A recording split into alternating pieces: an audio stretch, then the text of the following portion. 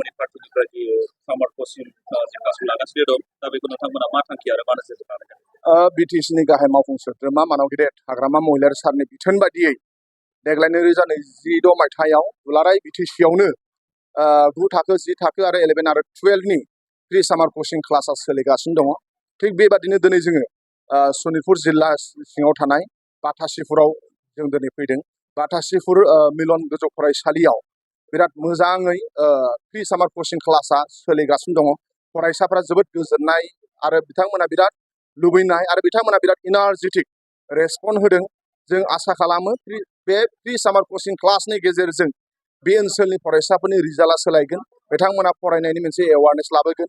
आं गिबियावनो सनितपुर जिल्ला बिपिएफनि दैदेनगिरि बिथांमोनखौ साबायखर बावनो लुबैदों।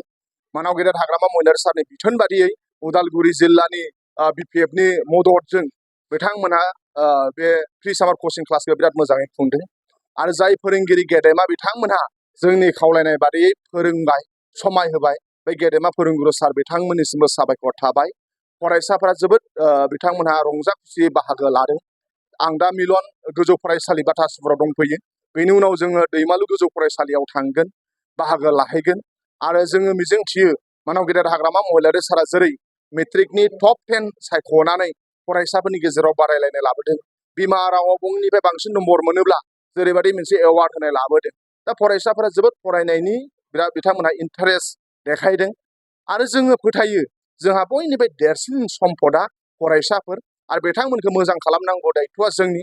आरो बिनि थाखायनो मानाव गेदेर हाग्रामा महिलारि सारा बे फरायसाफोरनि मोजां रिजाल्ट मोजां जाथों, मोजां फरायनायनि आबहावा दाना लानो हाथों बा आबहावा जाथों बेखौ नोजोर होनानैनो देग्लाय प्रि सामार कचिं क्लास होदों आरो सनितपुरनि जोंनि बिपिएफनि मावथि बिथांमोना बेखौनो सान हर बे फरायसाफोरजों हेफाजाब होगासिनो दङ आरो बिराद मोजां जादों।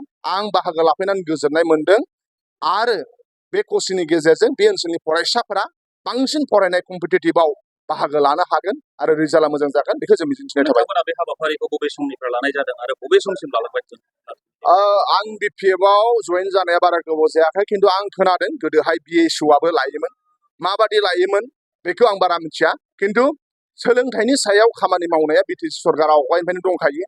बिटिसि सरकारा आवगायनो एनआइटिआव एडमिसन मोनोब्ला आइआइटिआव एडमिसन मोनोब्ला स्कलारशिप होबोदों, पिएइचडि एडमिसन मोननायफोरनो राङारि अनसुंथाइ होबोदों, मेडिकेलाव एडमिसन लानायफोरनो बिथांमोनहा अनसुंथाइ होबोदों।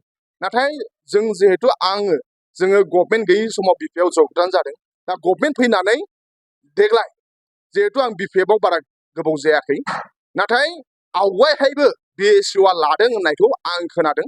दा देग्लाय हाग्रामा महिलारि सारा देग्लाय मोनसे डिसिसन लानानै देग्लाय दुलाराय आसामावनो 151 सेन्टाराव जोंहा प्रि सामार कचिं क्लास जादों आरो 968 टिचारा एंगेज जानानै दङ आरो गोदानै हाबनाय जोंनि बिटिसिनाव सनितपुर आरो बिश्वनाथ जिल्लानिफ्राय हाबनाय बेयाव गासै 6टा सेन्टाराव जोंहा क्लास जागासिनो दं।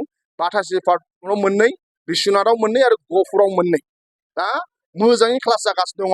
देग्लायनि सरकारा हाग्रामा महिलारि सारा सोलोंथाइनि फारसे बिराद गोसो होदों आरो दा बिथांमोनहा सोलोंथाइनि सायाव गोसो होनानै फरायसाफोरखौ मोनसे कम्पिटिटिभ वर्ल्डआव लाबोनो नाजादों।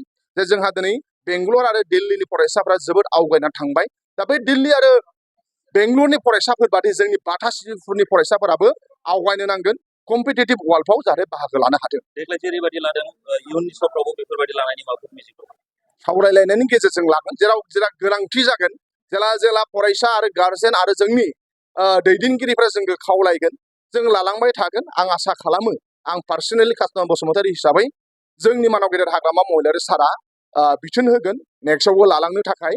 जेब्लासिम जोंनि सोलोंथाइया मोजां मोनसे लेभेलसिम सफैया जों लालांबाय थानो नांगोन।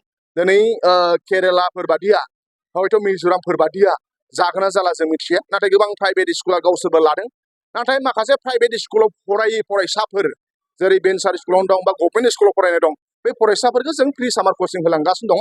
आं मिजिंथियो आरो आंहा फोथायनाय दङ बे सोलिलांबाय थागोन, जों बेखौ मोनदांदों।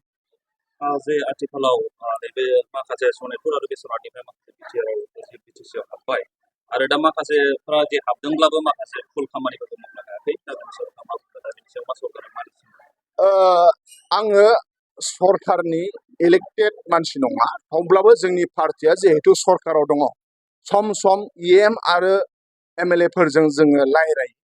दा सनितपुरा BTC आव हाबबाय, जेंना दङ, नाथाय बे जेंनाखौ मोनफा सलुसन खालामनो थाखाय जोंनि BTC नि सरकारा नाजागासिनो दङ आरो आं आसा खालामो फैबाय थानाय गुसुं समावनो जे बे जेंनाफ्रा जोबलांबाय थागोन। माखासे BTC नि डेभेलपमेन्टनि खामानिया सोलिबाय, मावगासिनो दङ। दा आं आसा खालामो सनितपुरनि जेंनाखौ जोंनि BTC नि मानाव गेदेर हाग्रामा महिलारि सारा मोजाङै मिथिगौ आरो बे ओनसोलनि दैदेनगिरि जेरै आदा लिनिनमोन, सनितपुरनि BPF नि दैदेनगिरि, बिश्वनाथनि दैदेनगिरि आरो गहपुरनि BPF नि दैदेनगिरि बिथांमोनहा जोंनि BTC नि चिफ मानाव गेदेर हाग्रामा महिलारि सार आरो डिपुटि चिफ जाहा रिहन दैमारि सार बिथांमोनखौ लोगो हमनानै बिथांमोननि जेंनानि सोमोन्दै सावरायबाय थायो आरो बिथांमोनहा खम समनि गेजेरावनो बे जेंनाफोरखौ सलुसन खालामनायनि खामानिखौ मावगासिनो दं।